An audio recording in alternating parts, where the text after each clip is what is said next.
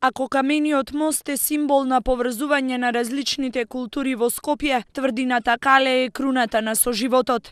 Секое затресување на тврдината ги тресе и меѓуетничките односи во земјава. Мирниот соживот е срцевината на постоењето на нашата држава. Калето е символ на обединување и заедништво, а не на поделби. Неделниот инцидент ги разгоре меѓуетничките страсти и ја вжешти политичката атмосфера во земјава. Со надеж дека моменталните тензии ќе станат минато, вината за Кале граѓаните ја лоцираат само кај политичарите, но дека инцидентот е исполитизирано сценарио, признаваат и самите политичари.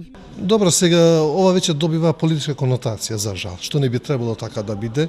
Јас не верувам и не мислам дека се директно вперени прстите од некои политички структури или политички партии и не сакам да верувам во тоа, пошто јас верувам во соживотот и сожителството на сите граѓани во Република Македонија. Немам сомневање дека политичарите се, јасно ми и кои политичари, значи таков собир не може спонтано се случи. Некој треба тоа да го договори и да повика луѓе. Тие што го направија тоа, сега се најодговорни да го спречат. Ако повторно имаме судир, тогаш ќе биде уште еден доказ дека некој и тоа како прави сценарио да имаме таква атмосфера во Република Македонија. Судирот меѓу двете групи што протестираа на Калето ги разгоре националните чувства, па така цела недела по социјалните мрежи сведоци сме на нови повици за пресметки меѓу македонците и албанците. Повторно се формираа групи кои ќе ја бранат изградбата на објектот на Кале од една страна и други групи што изразуваа огорченост од друга страна. Политичарите овој пат искрено се надеваат дека МВР одговорно ќе се исправи пред новиот предизвик и нема да дозволи ситуацијата да излезе од контрола. Верувам во институциите на државата,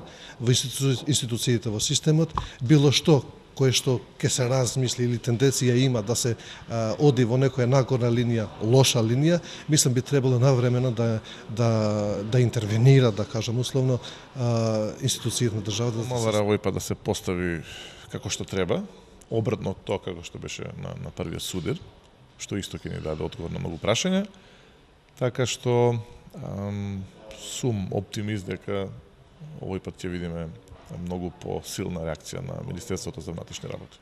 Не барајќи ја вината, ќе повикам уште еднаш опозицијата да не се врати во собрание, да не ги злоупотребува овие моменти и заедно да повикаме и на разум, и на мудрост, и на диалог.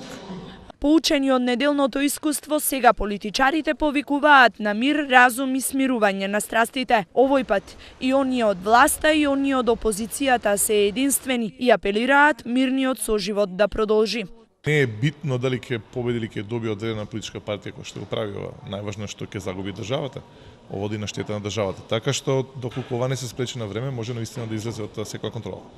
До сите граѓани да бидат разумни, да го сочуваат достоинството на државата и да не дозволат некој да ги разруши нашите веќе одамна добро воспоставени меѓуетнички односи кои во последно време повторно се расклимуваат кога е ВМРО ДПМН на власт. Да артикулира што повеќе позитивна енергија и да се отстрани таа негативна енергија што се создаде и што немаше потреба да се создаде. Говорот на омраза не ни носи ништо добро. Повикувањето на конечни пресметки со било кој навистина мисламот и не ни доликува и јас повикувам кон сите оние кои што сакаат мирен соживот на нашата земја, добра перспектива, навистина да се вратат на секојдневните други активности и кон посветлата и поубава страна на животот. Но каде беа апелите во оние моменти кога се разгоруваа страстите, па наместо да се спречат немилите инциденти со секојдневните пресконференции, институциите само дотураа масло во огнот. Наместо да се смири тензијата, едни ноќе градеа, а дење другите рушеа. Зарем политичката култура во земјава е сведена на повици за организирање на линчови и улични тепачки, наместо на суштински дебати кои интелектуално ќе ја издигнат македонската младина.